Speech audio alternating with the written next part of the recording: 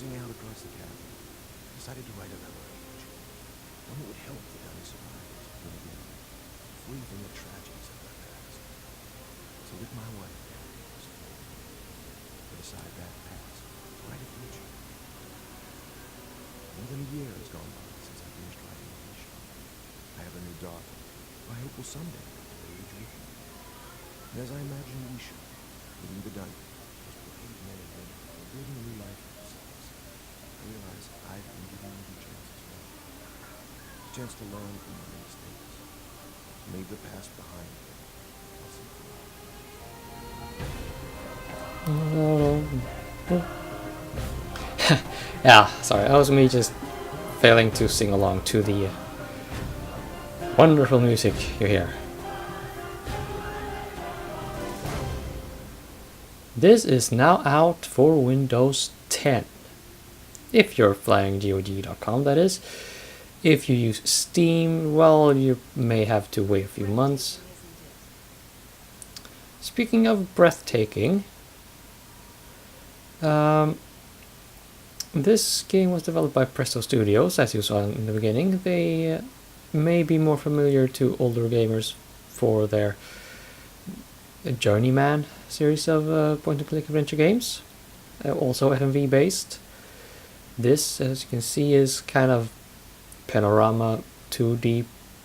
I wouldn't say pre-rendered because this is, well, I think a large part of this is actually photographic. I mean, maybe not this pillar here, and certainly not the house or the leaves. And hello, Catherine. Yeah, the video quality is showing the game's age. Let's not mince words here. But let's oh, yeah. So that is actually a real life baby. I think. There was some kind of making of video where they talked about the baby. I forget if it is the actor's own child or if they, well, just straight up borrowed one and the mother was in the audience. Well, the mother was present at the recording. I mean, when they did all this. So yeah, that was a thing.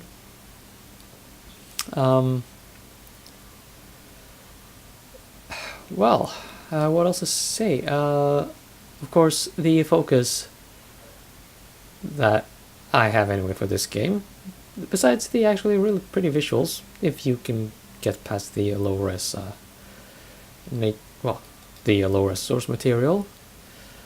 Yeah,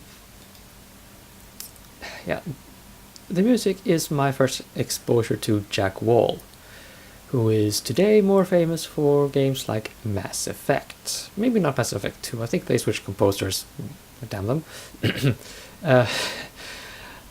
But I think his first video game soundtrack was for a game called Flying Saucer on a DOS capable PC. It's kind of difficult to find gameplay footage of the game on YouTube. It is easier to find the game soundtrack on iTunes. And this is the Riven book, by the way. So good thing we can't link to it.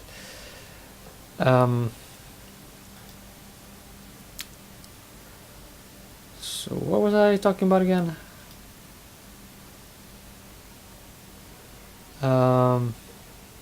Well, yeah.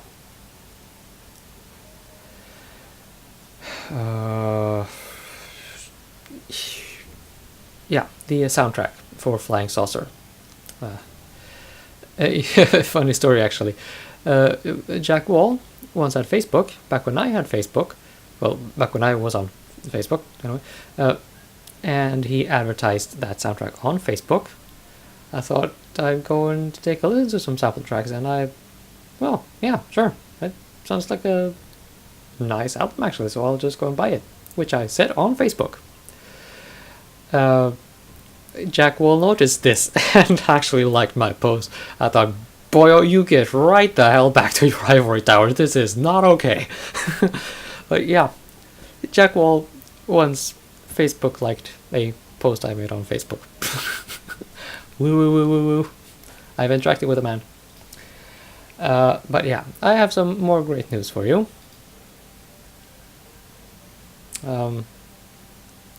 Yeah, there are funny letters in Myst games, and this book is named Release Shot. Well, my friend, I see you found the release shot book. Catherine tells me you've been here for some time. Sorry if I kept you waiting. Hello, Rand Miller. You're only in your middle age here. He looks a bit older today, actually.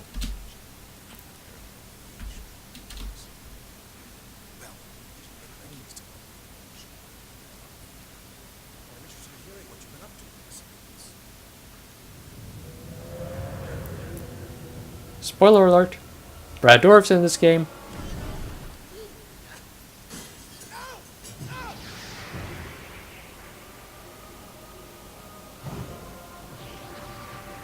Middle finger, boyo.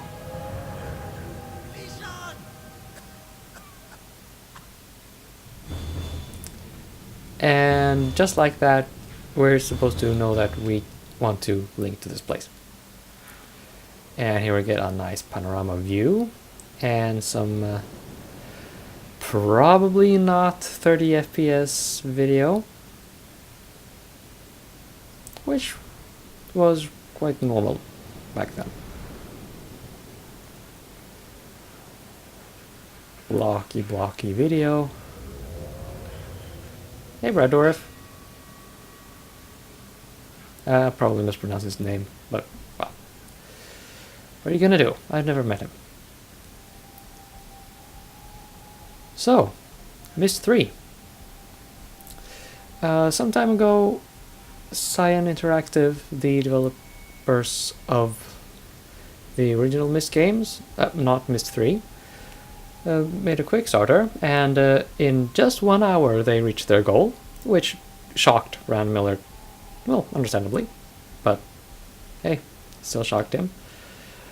For those who are unfamiliar with the Myst series, they are famous for being very difficult and awfully pretty.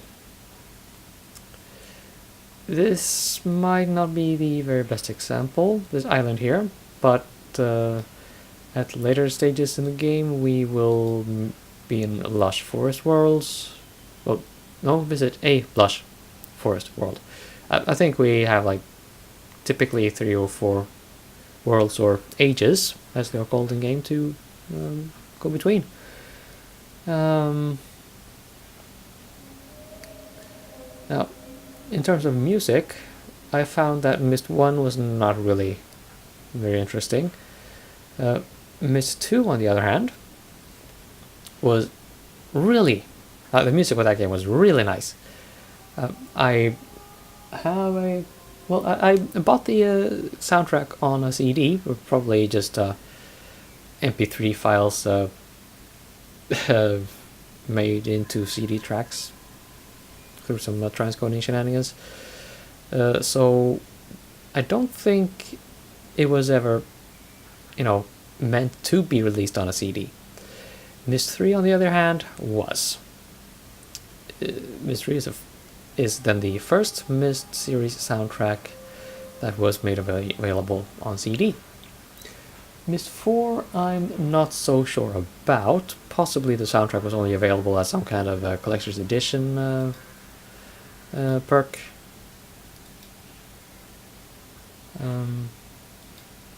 Let's...